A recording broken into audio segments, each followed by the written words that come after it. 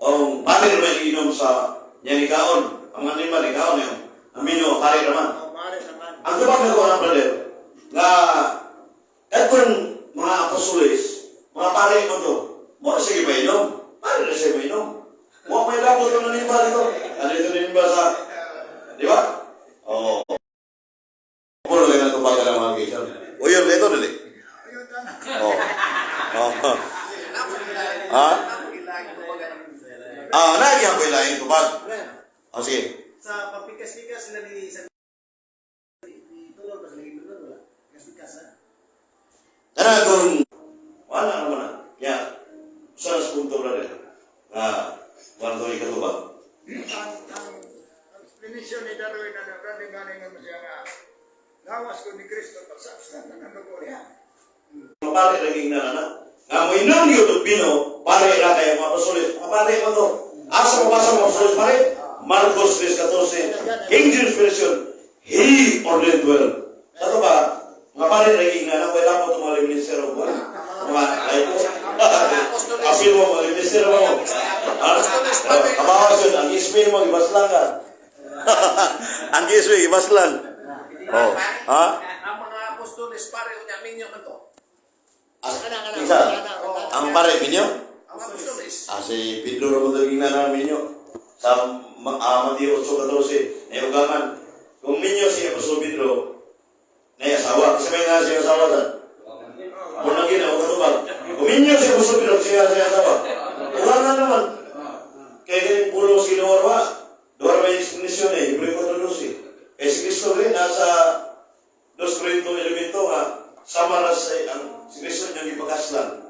Kung sa mga pakaslan, masawa ko naman si Jesus Christ. Ang pasabot na natin ay, kaya pakaslan na si Cristo mo mang simbahan. Kaya sa Kolosas 1:18, ang Iglesia lawas si Cristo.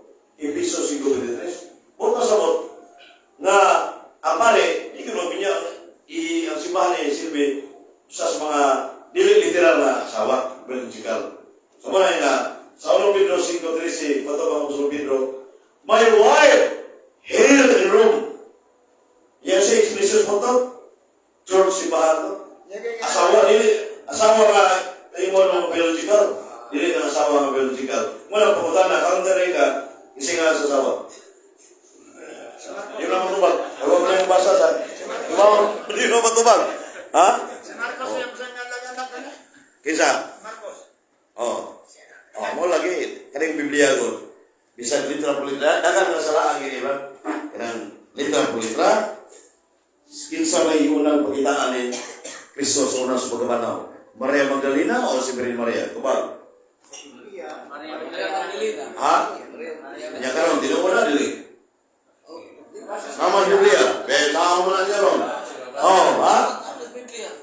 Tinuod na dili. Karon, nandito tinan mo, ano kita mo? Marami na giniliyo. Karon, ang tubag na to, nakakaisuna na naabit sa Biblia sa Mateo 28:1. Sa Adang Domingo, di ba na si Cristo, si Marvelina, mo yung na nakita. Juan 20, di sa Rebecca Mapensayes, Lucas 24:1, James of Marcos 16:9. Four Gospel siya nag-mention nga si Maria Magdalena mo yung nakita ang Cristo. Sa pagkabanaw. Nasa Biblia. O itong nga doon na ito'y one point pare nga dito sa North nga news mo ito nga alam mo ni Maria Magdalena ipagawas kay pagkabanaw man sugat ni Jesus Christ. Tulit ang mga tao dito ang kapil ito pag-usani sa apologetics at Catholic Defenders. So man mata na reklamo. Kibaw ko ito. Nawa na siya parokyano. Mga kiksunan. Ano man, Maria Magdalena, kaya nasa Biblia, o niya, sa apostolic tradition, with authority of the church, gauna pa sa Biblia. Si Virgin Maria, may unang pagitaan ni Jesus Christ. Ayun, inahan. O nana sa tradisyon, apostolic tradition. O niya, mingon sila, asa mabasa na, brad? Dili na ng tradisyon, kung mabasa. Kung saan taon na, ayun. Dili na ng tradisyon, kung mabasa. Kaya sa Juan 21:25, isang isuwar ko tanan, dili masod. Naman na sa, imanay gina sa number 95 sa Katekismo of the Catholic Church. 120 lang kanina. Oh, muna nga, ingon dali nga, it is clear, therefore, supremely wise arrangement of God. Kanya, sacred tradition and sacred scriptures and magisterium of the church are so connected and associated that one of them cannot stand without the others. Sa 14th century na yung libran, bulantik na na printing press. Pero ang itong tradisyon, naapulong to sa Diyos ang giwalay nila, dili. Tama po sorry sa mga. Binakba. Mo din tradisyon. Niya, pag oral tradisyon, pag Bible na mo na wala ka lang. Written na, suwag. So muna ito tayo, importante na sa mga gigsunan na ang Biblia, ipasabot din na sa magisterium. Number 1